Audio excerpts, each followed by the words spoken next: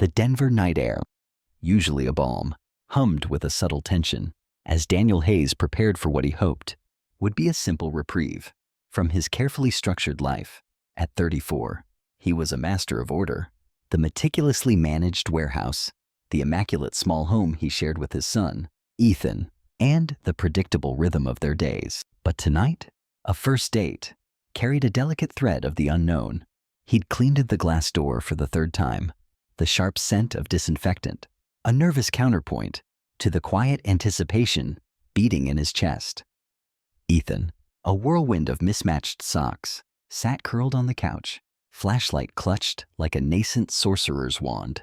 "Dad, what if she's a robot? You met her online," he whispered, his 8-year-old eyes wide with delicious seriousness. Daniel chuckled, tugging at his collar in a futile attempt to slow the sudden sprint of his pulse. "Then I'll just reprogram her to like tacos," he quipped.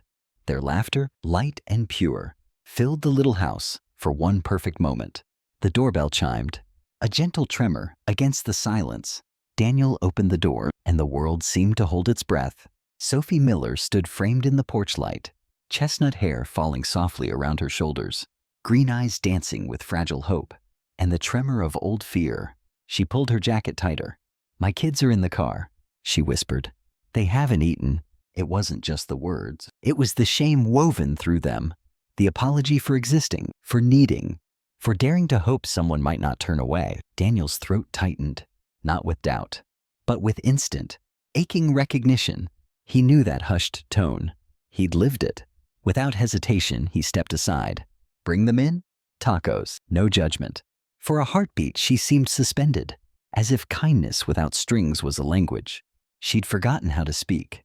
Then, the smallest nod. Moments later, 2 small shadows appeared, a boy and a girl, no older than 10. The girl clutched a threadbare rabbit, its fur loved thin from years of fierce hugs. The boy's tired eyes flicked toward Ethan, who waved with the fearless joy of childhood.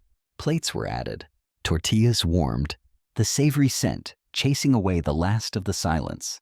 Sophie perched on the edge of a chair, ready to bolt, waiting for the moment. Kindness turned to resentment, but Daniel only smiled, small, steady. "I see you?" Her startled eyes met his, like someone who hadn't been truly seen in a long, long time. And in that quiet exchange, Daniel understood this wasn't just a date. This was the unexpected beginning of a story none of them had dared to write. The little table felt suddenly full, 4 plates instead of 2. Forks clinked softly. Ethan leaned toward Sophie's son, sharing video game secrets in conspiratorial whispers. Laughter rose, boyish and bright. The little girl nibbled beside her mother, rabbit still tucked beneath her arm. Daniel watched them all, tenderness blooming warm and uninvited in his chest. He set his fork down.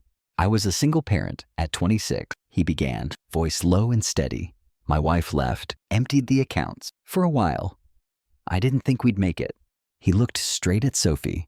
"There's this walk you do when you're exhausted and hungry, but you smile anyway. Because if people notice, they judge. I know that walk, Sophie, better than I wish I did." Her eyes glistened. A sharp breath caught. "No one's ever said that to me before," she whispered, voice trembling with the shock of finally being understood. The children, oblivious, built Lego towers in the hallway, laughter spilling like light. Dinner stretched, not because of the food, but because the silence between the adults no longer felt dangerous. It felt safe. Later, plates cleared, children sprawled on the couch with cartoons. Sophie lingered. "I almost didn't come," she confessed, voice barely there. "I was going to turn the car around, but something told me not to." Daniel smiled, gentle and certain. "Good, because I think tonight was meant to be." Outside, 3 houses down, a black sedan idled in the dark, windows tinted, engine purring like a quiet threat. Sophie's gaze flicked to the window twice. Her fingers tightened around her sleeve. Daniel followed her eyes. "Sophie, is someone following you?" Her breath hitched. "I think it's him, Logan Pierce." The name landed cold. "He doesn't want custody, Daniel. He wants control." Daniel reached for her trembling hand. "You're safe here tonight. I won't let you walk back into that." "Why are you being kind to someone you barely know?" "Because someone was kind to me when I didn't deserve it either. And it saved me. The sedan's headlights swept the street once, then vanished into the night. But both of them knew it would return. Stay? Daniel said simply. Let the kids sleep. You don't have to fight alone anymore. She nodded, tears brimming. And for the first time in years, she let herself believe. Later, Sophie's son sat cross-legged on the guest room floor, crayons scattered like bright confetti. He drew 4 stick figures holding hands under a yellow sun. Above them, in wobbly letters, New Family. Sophie pressed a hand to her mouth, a silent sob shaking her shoulders. Daniel rested a steady hand on her back. No pressure, just presence. That night, the house settled into a hush, so deep it felt sacred. 4 children slept safely under one roof. 2 adults breathed easier than they had in years. But peace is fragile, and it rarely stays untested. Dawn brought pounding on the door, heavy, angry. Logan Pierce stood on the porch, leather jacket gleaming, sunglasses hiding eyes that owned the world. I'm here for my kids. They're not yours to take. Daniel answered, voice calm as steel. Sophie stepped forward, chin lifted. You missed the hearing, Logan. Visitation starts next week. If you bother to show up. Logan's smirk thinned. Enjoy the fantasy while it lasts. He left, but the threat lingered like smoke. Days later, Daniel found the GPS tracker, magnetized beneath Sophie's car. That night he made calls. Old friends, new evidence. Each piece clicked into place, like rounds in a chamber. The final battle came in a Denver courtroom. Wooden benches, fluorescent lights.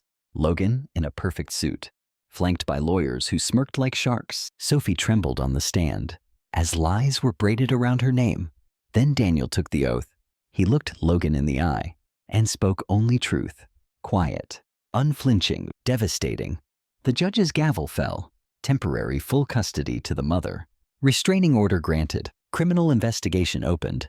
Outside on the courthouse steps, Sophie collapsed into Daniel's arms, sobbing with relief so fierce it shook them both.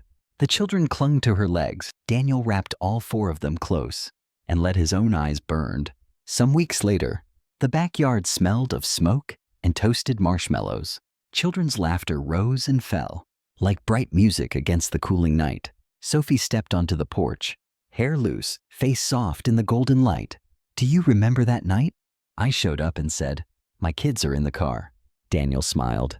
You looked terrified, but your eyes were asking for a chance. And you gave us more than a chance. You gave us a home. He moved closer. Then stay, not as guests waiting for the storm. Stay, because this already feels like it was always meant to be ours. She closed the distance. Their kiss was quiet, certain, the kind that doesn't need fireworks, because it already holds an entire summer sky. When they parted, she rested her forehead against his chest. We're a family now, aren't we? Daniel's arms tightened around her. We've been one. Since the moment you knocked on my door? Above them, the porch light glowed steady and warm, over a house that had learned, against every odd, how to hold joy instead of fear.